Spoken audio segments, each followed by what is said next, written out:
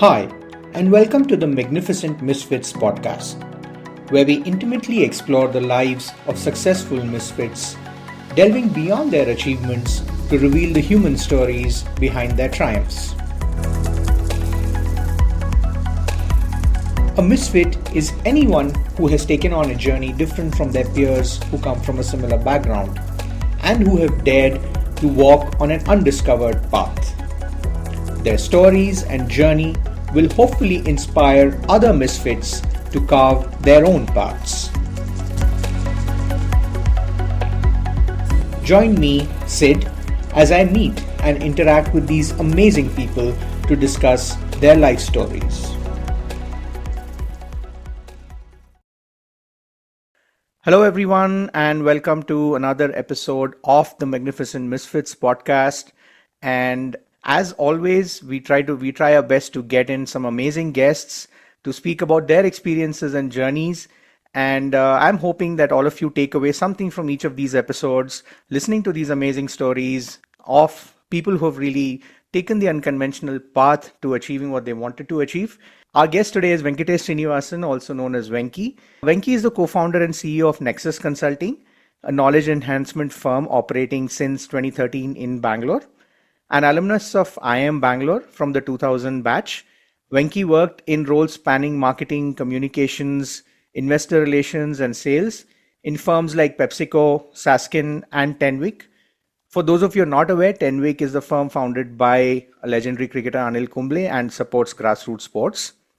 A well-known quizmaster, Venky has hosted hundreds of prestigious quiz shows across India for organizations like the RBI, NDA, Indian Navy, Shiv Nadar University, HDFC Ergo, and the Bihar IAS Officers Association, among others.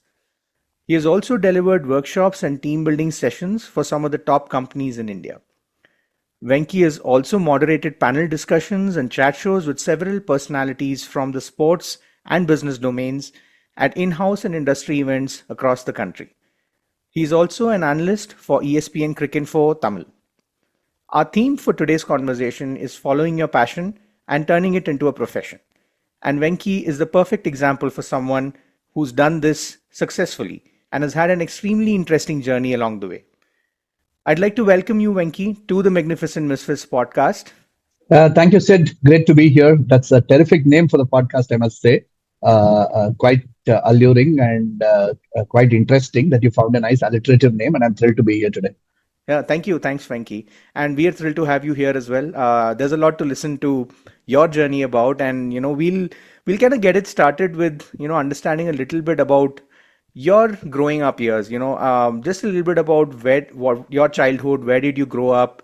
Where did you do your schooling? And also a little bit about how did you get interested in quizzing and sports? Right. Yeah. So I grew up in Madras, as it was called then, what is called Chennai these days. Nothing very extraordinary, I would say, about my growing up years. My father was not a graduate. He was a diploma holder and a civil engineer. So he used to be like one of those people who used to be on a civil engineering construction site all the time in his life. My sister and I kind of had fleeting glimpses of him through our growing up years for many years because he used to be outside the city, on projects, on site, somewhere or the other. One nice thing is that because of this, they had been well traveled. My mom was also a Tamilian but had grown up entirely in Calcutta. So I was actually born in Calcutta. So my mom and dad had lived in multiple cities across the country. And of course, then once my schooling started, they moved to Chennai, and there was a singular focus there. My dad wanted me to join my alma mater, Padma Seshadri. I studied there all my life, LKG to class 12, single school, not one of those kids who... I have many friends who ended up moving around a lot and have memories of having studied in 5-6 schools across cities. I was the other extreme. I studied in a single school all my life. I mean, I was a reasonably good student. I mean, nothing to feel coy about or shout from the rooftops about. I was pretty good. I was probably in the top 5% of my class throughout my academic life. But a couple of things had happened. One is I realized that my general exposure to things was a little wider because my parents had kind of lived in multiple cities across the country before settling down in Chennai. So, for example, ours would be one of the. I realized much later now that ours was one of the few households which would, for example, run Hindi serials that used to come on television those days, and actually watch it. I can bet that we are probably one of the few households in Chennai to actually sit and watch those serials, because you know, unlike even today, the general level of cosmopolitanism those days was much lesser, right? So that's like one kind of aspect. The other is, of course, like lots of sport. We obviously had zero other distraction. So we would finish school, come back, and then vigorously and aggressively play very competitive cricket, uh, for most of our growing up lives. And so those were the fun times. At school, I think, so the school I studied in, I owe a lot to the school, and I'm very privileged to be working with the school now. I in fact do an interview series for the school as well, where I interview famous alumni of the school, of PSBB, who've been successful in various walks of life. But the school continues to be one that fostered academics, but also gave a wide berth towards pursuing non-academic extracurricular interests. So I remember that being a very big, plus point for me. I used to be a reasonably fearless speaker, and was generally good with my communication. So I was part of the school debating team, would go for oratorical competitions, elocution competitions, by whatever name they were called. Uh, I used to be part of the debating team as well with a dear friend of mine. That was, I think, an eye opener. Being able to do a bunch of other things other than academics, I think that was great. Unfortunately and ironically, I could never make my school quiz team. Oh, So okay. because it was that the Padma Seshadri quiz team and the cricket team were both like extremely competitive and very difficult to get into. Several illustrious alumni have gone on to become great cricketers, including Indian cricketers of note, as well as very good quizzers of note since then. So I couldn't get into either, but the interest level and that passion was there. And I think it got cultivated through this combination of things of, like I said, picking up the habit about reading very early. So reading voraciously, devouring all the Hardy Boys and Nancy Drews and Three Investigators and so on. Then moving on to the Sherlock Holmes and the Agatha Christie's. It is actually like a competition to go and say the peer group saying, "Hey, you know what? I've finished this book."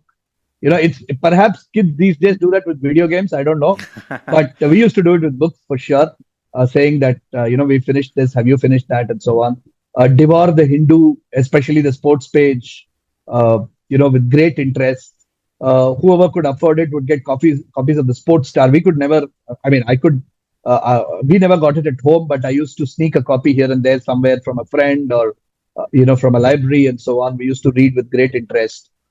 So all of that, I think, kind of all of that shaped a certain sense of curiosity and sensibility around, what was happening. So Okay, very interesting. I mean, the ironic part here is you couldn't make it to the quizzing team of PS. I mean, the team must have been that good. That's what it, yeah, I think, yeah, speaks to. So, okay, yeah, interesting. And from there, I mean, I did kind of mention a brief about your career. And how did, what were your earlier career choices like? Where did you start off? And until Nexus, we'll of course talk about Nexus in yeah, detail. yeah, What was that journey like? yeah. So yeah, I mean, so I think I made a couple of slightly different choices earlier. I mean, one was uh, choosing to go down the commerce stream in class 11. I think many people were aghast because that was seen as generally a lesser option. Everybody was like, you have good grades in 10th. I mean, even before your grades come, you're actually supposed to select. And my grades in class 10 were very good. I was not a school topper or anything. I was maybe like in the 85th or 90th percentile, something like that. But comfortably good enough to be able to get into the science group, which was the pride and prestige all through. Yeah. So people were quite puzzled as to why I would want to go down the commerce route. So did commerce 11th and 12th. Uh, then went on to do a BCom. So at that time, again, the route for most CBSE school students those days was to go and join evening college for BCom in Chennai. And the primary Yeah. reason for that was you could accelerate. The standard accepted path was that you would do a chartered accountancy, and there was a way to accelerate the path towards your CA. So you could write Okay. what was called a CA foundation exam in the first year of your graduation. And that exam would be pretty easy for CBSE commerce students because in 11th and 12th you would have covered most of those things. And then you clear it, and then you can start doing your CA inter, which is what the first part of the CA certification program is called. And that would typically require you to go and work with an auditor and do what is called an articleship. Hmm. And if you were in evening college, that was one way to do it. So the goal was, I don't know what tearing hurry people were in, but the general goal was by the time you finished your BCom, you've also finished your CA inter, assuming you cracked Hmm. it in your first attempt. And therefore, in 1.5 years later, you've become a full-fledged chartered accountant.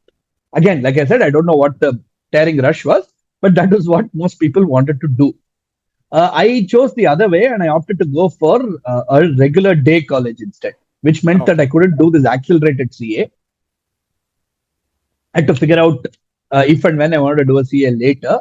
But I was like, I want to enjoy the 3 years of college. I especially want to not let go of my extracurrics.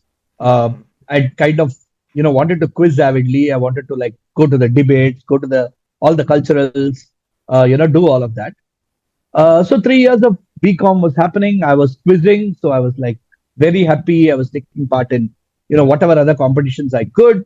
And then something very interesting happened. So when I was in my second year of BCom, I formed a very strong quiz team with a friend of mine who was at that time doing his third year in physics. Okay. And from him, for the first time, I actually heard about something called the CAT exam and the IIMs and an MBA. But this friend of mine, he wrote the CAT exam after his third year when I was in my second year. We were a crack quiz team at that point of time. Unfortunately, he didn't clear the final interview and didn't make it. So from him, I had heard all of this. So I kind of said, let me give this a shot as well. So that's how it happened. And I really didn't know much about this whole thing, like I said. And then I started reading up about it, and then I said, okay, let me give this a shot. I gave it a shot, and to kind of my utter surprise, I got calls from four of the six. There were six IMs in those days. It was just luck or combination of things that led to me getting into IIM Bangalore in the year '98. The most interesting thing that happened was the same friend who kind of inspired me to write CAT, etc. Meanwhile, was in IIT Madras, like I said, doing an MTech. Finished his MTech, and after his second year, wrote the CAT again. This Okay. time, cracked it. So in the IIM Okay. Bangalore, we again became the quiz team, except that this time I was his senior and he was my junior. So that came a full circle, and you know, Srini was the guy who kind of got me in this direction. And, we have this unique equation of being seniors and juniors to each other in Wow. undergrad college and postgrad college. But yeah, so college happened, B school happened. My natural inclination was towards marketing. I enjoyed all the marketing courses, took a lot of marketing electives in my second year. Yeah, marketing is what I did. I got picked up by Pepsi. So that was my first job from campus. So very exciting. Uh, Wanted to do, obviously FMCG marketing all my life. Wanted to do brand, wanted to do campaigns, etc., etc.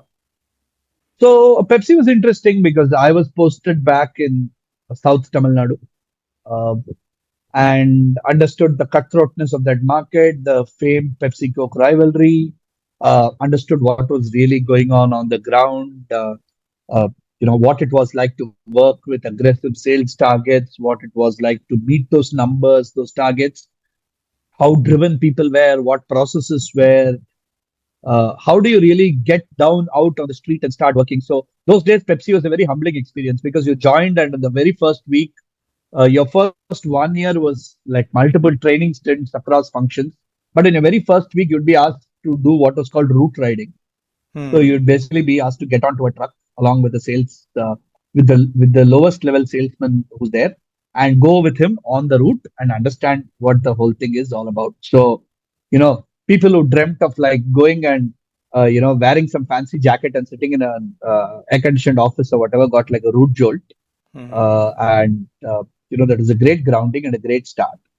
And my career with Pepsi lasted a couple of years. I think for a combination of reasons, I couldn't continue. Uh, it is also one of the first kind of professional setbacks I faced. There's a process of uh, getting confirmed after 1 year. Once you join, and for a variety of reasons, and I still today can't necessarily put my finger around what went wrong. My confirmation was with him, right?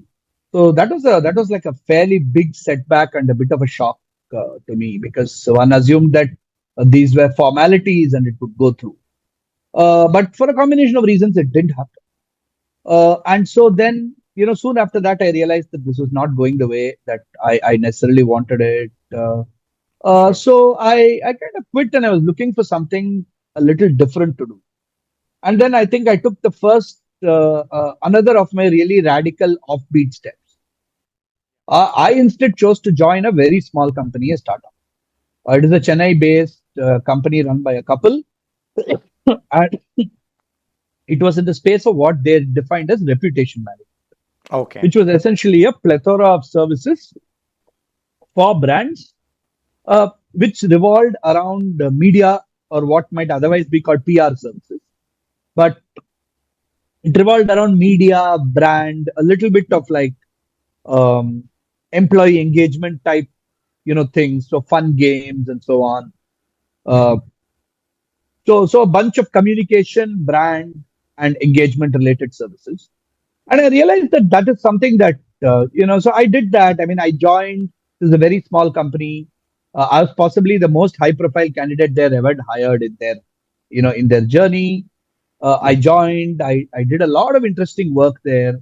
Lots of my friends were very surprised, saying, "What is this company that you've joined? It's not a known name. Why have you gone and joined like a mom and pop shop, literally? Why are you taking like a drastic salary cut and joining this and doing this, and so on?" But I somehow something clicked. For me, it's always been like a very intuitive, emotional vibe type thing. So I joined, worked with them for a good 4 years. That's when I set up their office in Bangalore and moved to Bangalore in 2003, November. And about 20 and a half years later, I'm still here in Bangalore. That's one of the things that happened with them. The other thing that happened with them is it gave me more opportunities and confidence to get on stage and host stuff myself. So I was actually doing some of these fun employee engagement sessions for clients like Microsoft. So it was great to just stand up there and the other biggest thing is it helped me get back into quizzing because during my Pepsi days I was largely in Madurai and Coimbatore, towns in which there wasn't really any quizzing action those days. And then I came to Chennai and then to Bangalore. That's when I really started picking up quizzing back again. And So when you both say Chennai and picking up Bangalore, quizzing, you participated in I started competitions. participating more. Yeah, yeah, yeah. Got All it. this while it was still only participating. Uh, so that's how I got back into quizzing in 2000, between the 2003 to 2005, 2006 period. And that's when I kind of formed a quiz team and I met up with my current co-founder, Vivek Karthikeyan, who was a bit Salem and who was working in Bangalore at the time and who was kind of also had been a quizzer and was looking for a quiz teammate. And one of my I am Bangalore batchmates was his colleague. So that guy said, "Hey, you know, I know you like to quiz. There's this other guy who wants to quiz. Why don't you guys get together, form a team, and so on?" So, so that's how that part started. And then in parallel, professionally, I moved jobs and I moved to this large IT company called Sasken. A telecom technology company was a company that was really a darling company those days. Went through got listed in 2006 when I joined them. Just before I joined, it got listed actually. Sasken was a large company, right? The 3,000 odd people those days, uh, doing very hardcore telecom tech, trying to build products in the space as well as offering services. Then did a couple of again small company stints, uh, pretty much startups, roughly in the space, so telecom, technology, areas like that. Did two companies, 1 year stints in both. The second of those was a company that a former boss of mine in Saskin had started, so he'd invited me to come and be VP sales over there. So I did work with them for a year, but towards the end of that, he said, "Look, I see that this is you're doing okay here, but I can see that your heart is not in it. This is not what you're passionate about. This is not what I think, you really want to do. So, he said, I suggest that, you go on and try to find what is it that you want to do that will really, uh, you know, uh, kind of keep you excited and happy.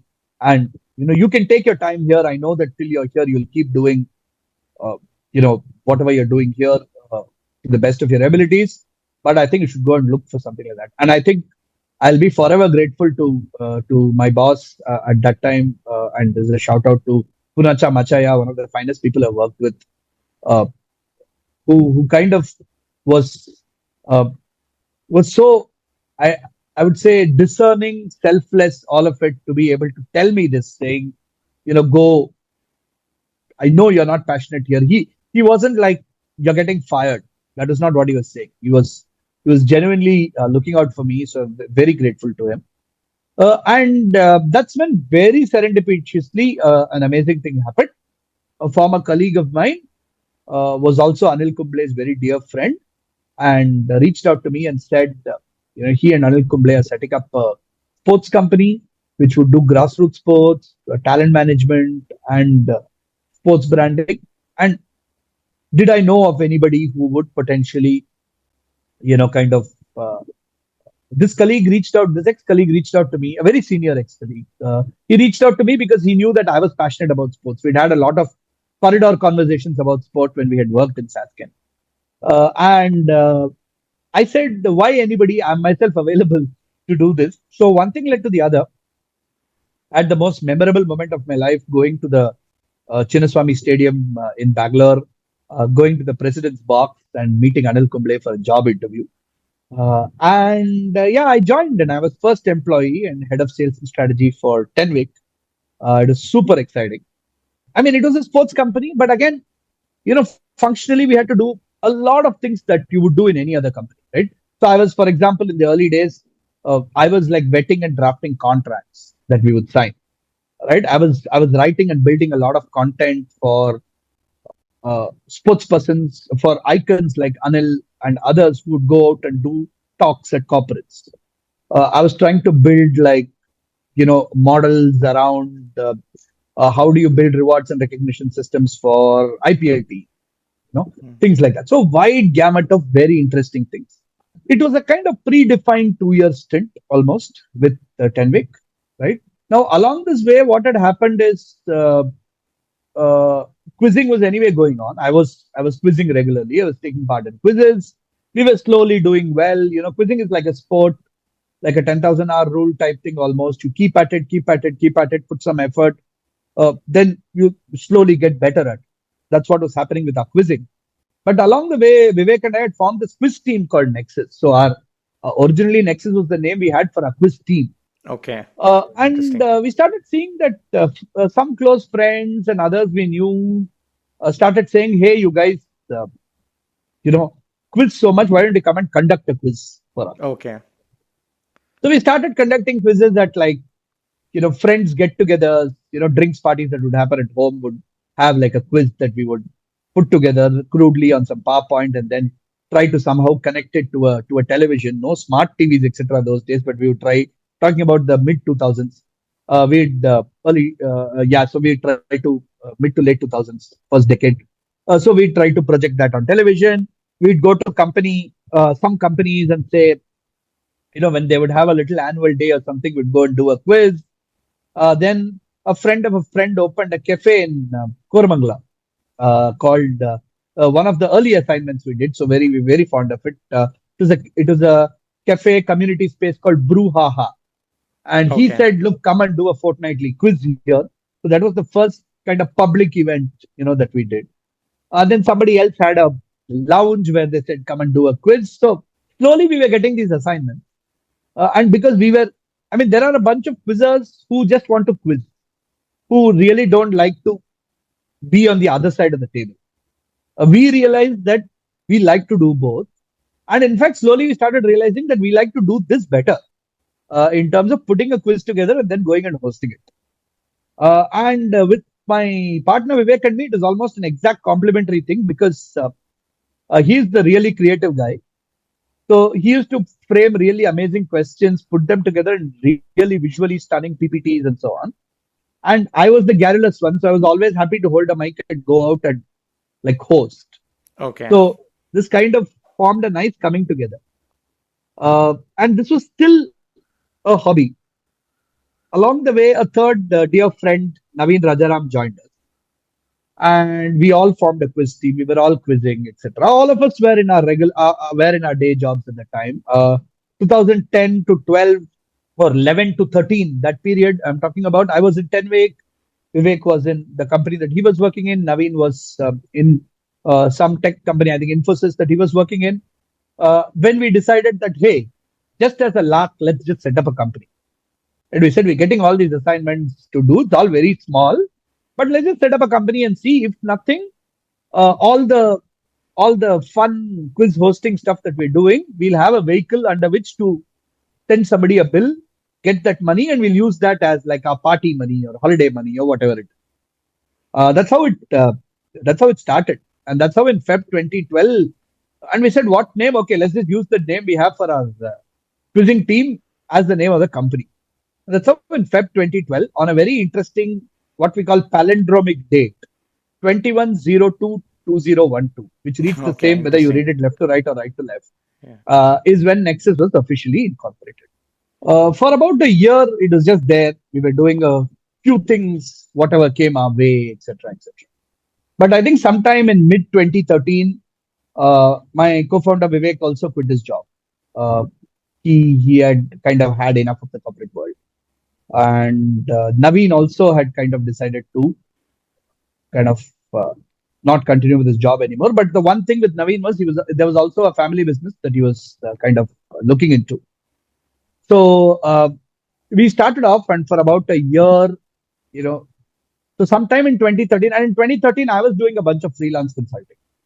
So really speaking, from about 2014 beginning, we started running this with some amount of full-time focus. And Naveen decided that he couldn't concentrate on both businesses. So he moved on to run his solar business, which I'm very happy to say is very successful and growing at a very fast clip today. And Naveen, of course, continues to be a very dear friend and one of the top quizzers in the country still. So Naveen Rajaram currently runs Solar High Tech. Uh, you know, Decided to move on. So Vivek and I decided to continue the journey of Nexus. Okay, I mean, since you've kind of covered up a lot of things I wanted to ask you, so thanks for that.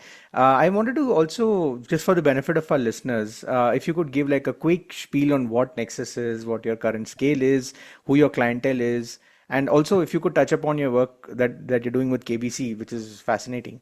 So Nexus is essentially what we call a knowledge enhancement company, right? When we set it up, we had only one thing in mind, which is we are good at quizzing, we're good at conducting quizzes, so we'll do that. Along the way, we realized, so if we were to like describe our mission statement, which is essentially what is the purpose of our existence, why are we here? I think the one line to summarize that with is to say to make knowledge fun and interesting for all audiences. The bedrock of everything we do is knowledge and factual content.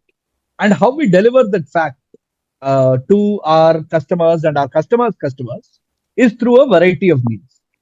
The largest and most visible of them is, of course, quizzing. So we curate and deliver several quizzes at varying scale across the country. But I'll come to that in a bit. The quizzes that we conduct and the quizzing that we do is one arm of our business. The second, which is a little bit of extension of this, but added up with a lot more other initiatives, is the people engagement offerings that we have for corporates, where we use knowledge as a tool to create meaningful engagement for employees in companies of all scale across industries. So the people piece is the second piece. The third piece is where we use this knowledge not in the form of a quiz, but in the form of other outputs that our customers can use. So those could be documents, white papers, presentations, social media posts, coffee table books, a wide gamut of things again there, all of which involve researching content and presenting it in a fun fashion again. Got it. So we do this in a on a wide range of things. And then the fourth is our play in the media space, where we are the Q&A question providers for several prestigious television shows in the country. We get our business from schools, colleges, corporates, and the media. The media is pretty much a separate vertical. So across schools, colleges, and corporates are our uh, largest segment. So the Got it. target audience that participates could be schools, could be colleges, could be corporates, but the paying customer would typically be a corporate largely. Sometimes schools, sometimes colleges directly. We've done some very large quiz events in the last few years. Last year alone, for example, we did very large pan India quizzes for organizations, for three very significant government organizations. The Reserve Bank of India was doing a large financial literacy quiz among government schools across the country. The Okay. National Defense Academy in Kadakwasla, which was celebrating 75 years of its existence, and the Indian Navy and G20, which was doing an annual quiz for school students, but layering it with an international quiz for students from representing all of the G20 countries. Got it. So we did three very large, events. Uh, the Indian Navy quiz, in fact, was very memorable because the national final with all the Indian school kids culminated outside the Gateway of India in Mumbai, and the international finale happened outside in a very surreal setting outside the India Gate in New Delhi, with the Vice President of India in attendance for that. Uh, and then we did very large scale events for private clients as well. This is all like very much above the radar work, but Yeah. there's also lots of like below the radar corporate work that we do with an organization, which kind of uh, delivers objectives around either uh, communicating a specific theme or campaign internally, or just building engagement, or just celebrating special days and occasions, and so on. We also have a very interesting GK program for school kids, where we've reimagined general knowledge, not as a textbook where you mug up countries, capitals, currencies, prime ministers, and so on, but you gain actual conversational knowledge about things that are happening in the world around you. We have a Got it. very visually appealing, storytelling based program for schools. And we augment it with a monthly news magazine, which is very rich on current affairs content and puzzles and so on. There are a Interesting. handful of schools in the country which kind of subscribe to that. This is all of the corporate and schools work that we do. And on the media side, yes, I mean, of course, we are uh, for the last two seasons, we've been the sole content providers for KBC, uh, Wow. the the biggest quiz show in the country on So all television. the questions, all the content we see on the show is all coming from On the show is minds all at coming from Nexus us, Consulting. coming from our team. Yeah, it's coming from the minds at Nexus. It's a very elaborate process of research, validation, verification. There are lots of details that I can't go into in public Sure. domain, I but understand. suffice to say that it's a it's obviously a crown jewel project for us, and we're very grateful for being part of that entire spectacle, as you might call it. We've done it for two seasons in a row, and we're just beginning the third season right now. Other than KBC, we've done work for a range of other TV shows as well in various languages. So one of the things we've realized in the organization, for example, is the future is in being able to think and deliver output and content in several different languages in a country like India. So, today we're lucky to have a team where we can cover Tamil, Kannada, Malayalam, Hindi, Marathi, Bengali. So, like Nice. a wide range of languages. And we've actually done shows in all of these languages, plus Telugu. So, Nice. so that's something that, we're kind of quite thrilled about. Okay. Excellent. Excellent. Yeah. Thanks. Congratulations on all of that. And it's amazing to know about this journey. And now we'll kind of slightly switch gears, Venki. And as you know, this podcast is called Magnificent Misfits. And the idea is that, this podcast is about people who have taken unconventional paths and have taken on journeys that are different from, let's say, what your peers have done. I want to ask you and understand from you. Firstly, do you feel you are a misfit and not with a positive connotation, right? Not with a negative connotation. When did you first realize it, and how did you, or how did you feel? Did you ever feel like I'm different on my in my thinking with respect to all my peers around me? Uh, I mean, I mean, the short answer is yes. I mean, it's just simply evinced by what I'm doing today, uh, which kind of both professionally and monetarily is very different from, let's say, what my the easiest benchmark is my batchmates from business school, right? Yeah. So, compared to what they're doing. But like I said, I don't know. I mean, I wouldn't say I had this rebellious streak and things like that. That would all be too much of an exaggeration. But I seem to have either consciously or unconsciously made like slightly tangential decisions throughout. I mean, like I told you, right? Right from the time of choosing commerce as a subject as opposed to science, choosing day college as opposed to evening college, choosing an MBA versus doing a CA, going and joining like a very small firm for your second job, 2 years out of B school from an MNC, taking a 50% salary cut. These are all, I think, like slightly crazy things or like slightly tangential things that I've done. I don't know if there was like a single point of realization that I was a misfit, etc., etc. But I think somewhere along the way, I clearly realized that uh, some sense of purpose and happiness was coming only from doing things that I was really passionate about. Hmm. Uh, I hadn't necessarily figured out whether that thing would be also lucrative monetarily. But I realized that while I could peacefully do any of the other stuff. I mean, if I'd been a sales guy in banking, I mean, with no disrespect to any of my banker friends or people realize, I'm sure I could have done that, not to the level at which maybe people are doing it right now, but I could have done enough to, I think, get on with it, but would not have had that sense of fulfillment or purpose. Uh, so to that extent, I guess, yeah, but I'm not sure I can put my finger on a particular point and say, hey, one day I was lying on the terrace looking up at the stars, and that's when I realized this happened, or something like Got that. it. Got it. But yeah, I think it's kind of been a continuum journey of some sorts. Would it be fair to say you always prioritized, or rather, mostly always, prioritize your passion and interest in doing something over external factors like, will I make money out of it? Will I be able to make a career out of this? Yeah, I think so. I think so. Clearly evinced by the choices I've made. Yep. Uh, I think so. I mean, like, I know most people think all of the, strategy gyan that you read in all these books is all a load of bull and so on.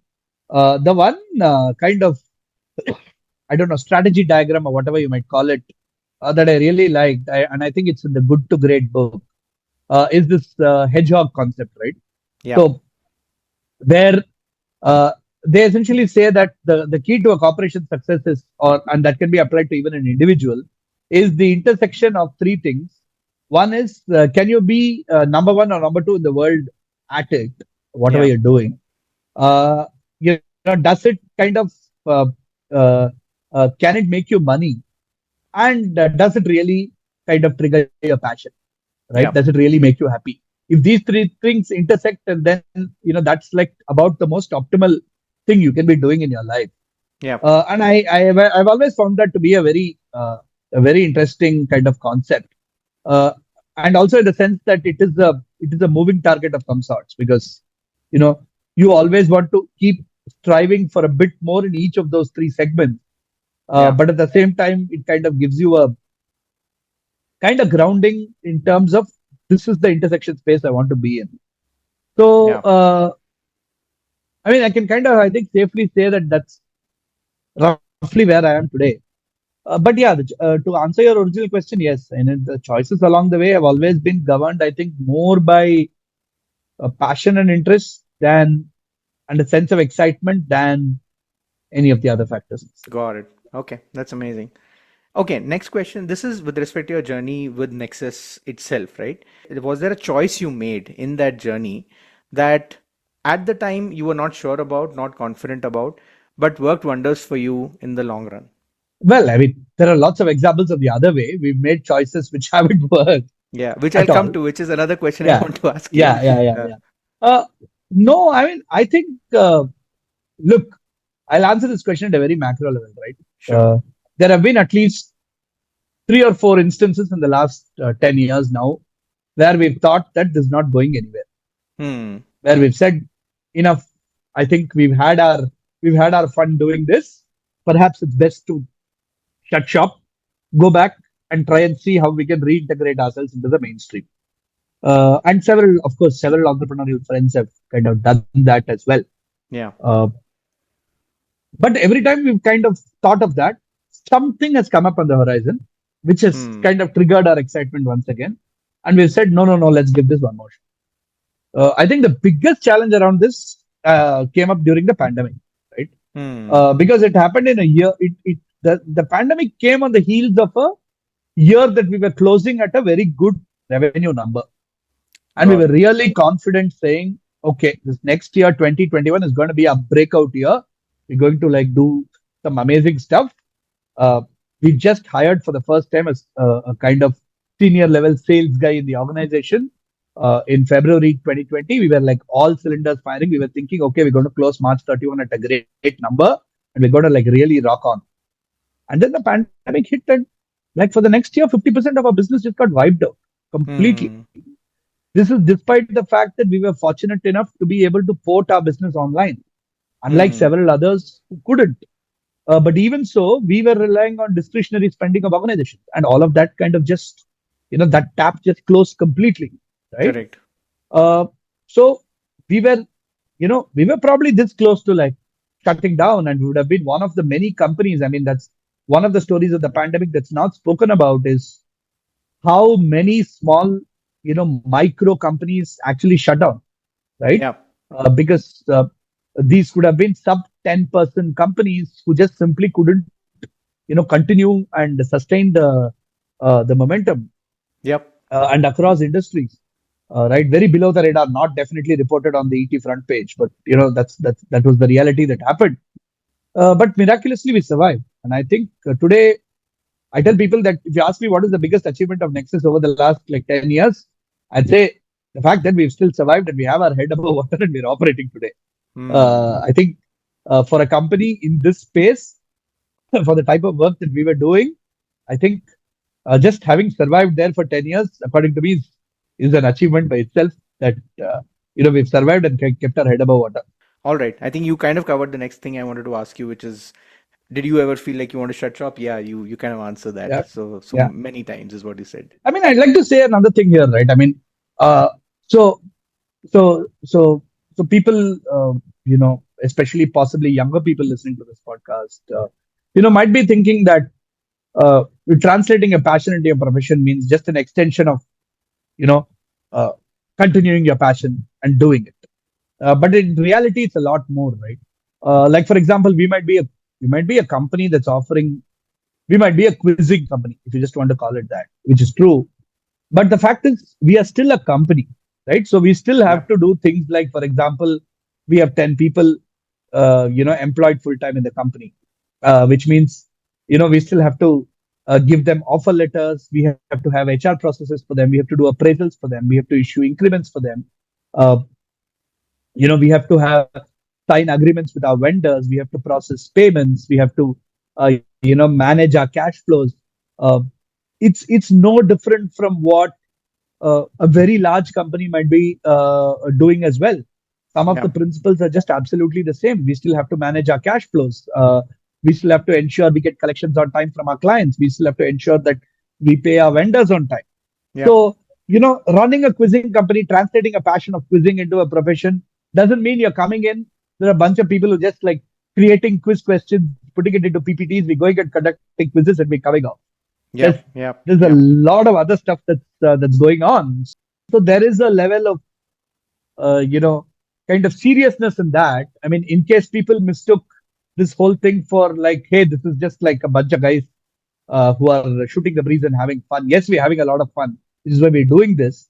But below that layer of fun is a lot of serious stuff that happens, Yep. and a lot of, especially in our case at Nexus, we're probably at the risk of saying it, we've probably over processified a little bit in various aspects of the business. So, Hmm. so that part's I think still equally very important and very critical. The other thing is and I don't know, perhaps I'm preempting some of your questions, but I don't want to lose this train of thought. Along this journey, obviously, it's a cliche, but I'll say it. It's impossible to do it on your own. It takes a village, as they say. So, unstinting support from family and friends is like a huge thing. My wife Pavitra has been like a long-suffering, uh, supporter of all my idiosyncrasies over the years, and has been like a huge pillar of strength by my side. As we've done this, but also there have been friends. So so a very dear friend, Rahul, who's now a managing director at Accenture, gave me this mantra many years ago, saying that, hey, look, it's all right. I mean, you're doing all this, you're pursuing your passion and your profession and all very good, well and good. Applause to you and all that. But remember that, the real, you know, your real true success will come when you can also make this materially successful. So his Hmm. point was that I don't care whether you're doing a Bitcoin startup or a quizzing startup. But the point is, you shouldn't lose the potential of what you can do purely materially. And, Hmm. even if it might be crass, he said, you come and tell me you're successful the day you're able to tell me that you're able to make for yourself as much money from the company as you would be making if you'd been working in the corporate world and if it had Hmm. an uninterrupted stint in the corporate world, right? Hmm. So this in one way is like some people might say, this is a crude way of looking at it. But Hmm. I thought it's a very interesting kind of goal to keep and aspire towards, because there's actually a huge school of thought of people who say you should never convert your passion into your profession, Hmm. because you'll then lose the balance in your life. You'll get you'll lose the charm and the joy of doing it. You'll take decisions which are very oriented towards survival and therefore money and so on. You won't do justice to it. So never make your passion your profession. Hmm. I mean, I beg to differ on that. I think, why not make your passion your profession and be successful at it, right? Hmm. The moment you say you made your passion your profession, everybody automatically assumes that you're making significant compromises on the material side, on the money Hmm. side. Yes, it's true. Today, I'm not making, as much money as I would be making if I was in the corporate world or what my batchmates are making. But Rahul's goal kind of holds me in good stead, and that progress I can see it's happening. Later Hmm. this year, I hope to be in a position where we can be at closer to 60% of that number, right? Hmm. And perhaps in a couple of years, actually be at that number. We are driven to make this company successful. Yep. No, these are pearls of wisdom for wannabe entrepreneurs or even entrepreneurs who want to turn their passion into a business, right? I mean, it's hunky dory on the outside, but not so much once you start doing it. So yeah, that's great advice.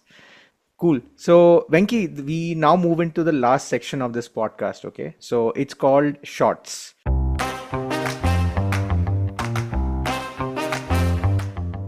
So the idea is, I'll put a question to you. There would be a yes, no, agree, disagree component. You have to pick one and you have to give a quick one-line reasoning as to why you picked what you picked, right? Got So it. I have a bunch of Got it. questions. So Yeah. I'll start with the first one. Only start a business when you're really passionate about what you're building. Agree or disagree? Agree. And I'm testament to that. I've seen several others succeed, and I've seen several people start businesses for the wrong reasons and fail. Okay, great. The next one. Don't turn entrepreneur if your goal is to make money and money alone. Agree or disagree? Well, agree, because that's the principle with which I have led my entrepreneurial life. But there are several people who've been successful on the other side of the coin. The next one. There were times in your journey as an entrepreneur where you felt like quitting and giving up, but somehow it was your passion alone that kept you going. Agree or disagree? Disagree. Uh, Okay. I think passion alone was important, but we would not be so impractical as to just let passion take it forward. If, for example, we had to end up being in significant debt to continue the company, we would not have done that. Next one. Along your journey as an entrepreneur, you've had times when you felt like you're an odd one out. especially compared to your peers. Agree or disagree? Agree, completely agree. In fact, a batchmate of mine was just telling me a couple of days back that uh, even people who have turned from my business school batch, there are a handful of very successful entrepreneurs, but nobody's kind of done completely offbeat things. Okay. The next one is kind of related, and I know what you'll pick. You made the tough choices you did, despite knowing that you could have been doing what many of your peers in corporate are doing, and maybe even had a more secure life. Agree or Yeah, agree, disagree? completely agree. Yep. Yeah, I think Yep. that's what happened, and that's the reality. Okay, interesting. Now the next ones don't have options. This is more of, answers. You've of course met a lot of people in your journey at Nexus. Very interesting people, high profile people. Who's the most inspiring figure you have met in this journey at Nexus? Yeah, I mean, I think bunch of people before that, of course, Anil Kumble was a huge inspiration because always looked up to him and had the opportunity to work very closely with him, and uh, he was a huge inspiration.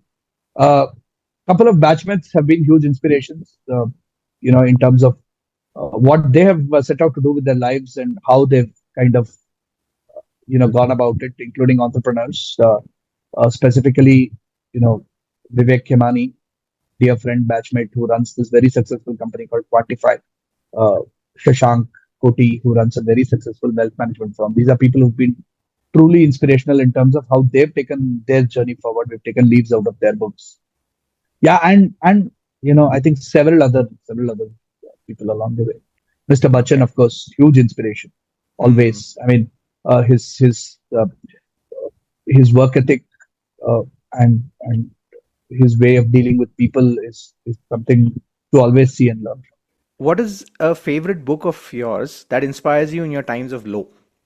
I really don't read, self Really, help I thought the book. opposite. I thought maybe because you're into quizzing, you might be like a very, very avid No, no, reader. I'm a very avid reader. I don't Okay. read things in the Times of self flow. help management type space at Ah, all. okay.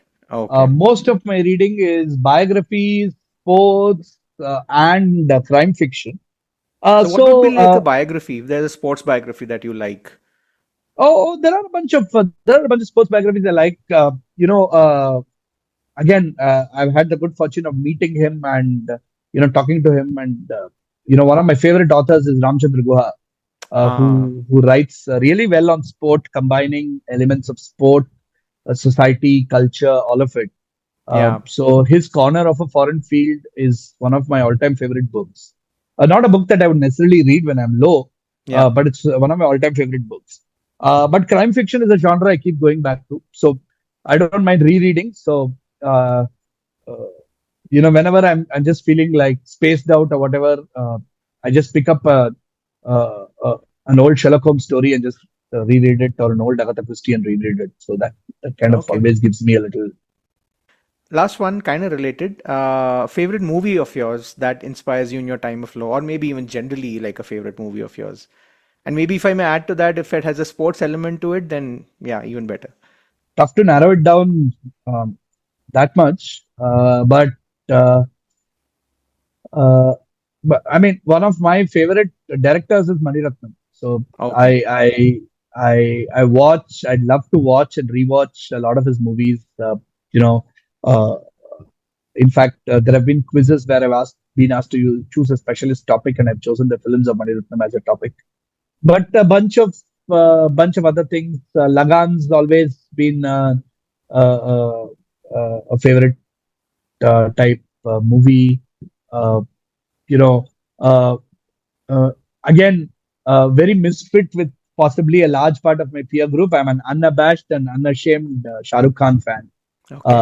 So I don't mind rewatching SRK movies, however, cheesy they may be, Got any it. number of So times. I'm Of presuming you course, like Chak De India then. yeah, of course, definitely. Chuck Day, a huge Talaivar Rajnikant fan while growing up, and continue to be. So some of his movies, uh, like Basha, for example, would rewatch any number of times. And Yeah, I mean, which is not to say that you don't want to watch English movies at all. Uh, those also keep happening. Okay. Excellent. That's the stuff I had to ask you for today. Thanks so much, Venki. This has been amazing, and thanks for being so forthcoming and sharing all the stuff you have about your own journey, Nexus's journey, and some of the insights you have from your own entrepreneurial journey. I'm sure a lot of the listeners will take away a bunch of stuff, especially people who are thinking of turning their passion into some kind of a business. But thank you, Venki. This has been amazing. This has been a very, very enriching conversation. Sure. Thank you, Siddharth. It was great to be here, and thank you for having me on the show. Yep. Thank you. So that was today's episode. Before I wrap up, I want to take a moment to express my gratitude to you for tuning in. If you've enjoyed today's conversation, I'd like to ask for your help in spreading the word about the podcast. If you think there's someone in your life who might enjoy listening to the Magnificent Misfits podcast, please consider sharing it with them. Also, if you're active on social media, we'd love for you to give us a shout out and tag us at MN Podcast Show. That's MN Podcast Show. Thank you and see you soon.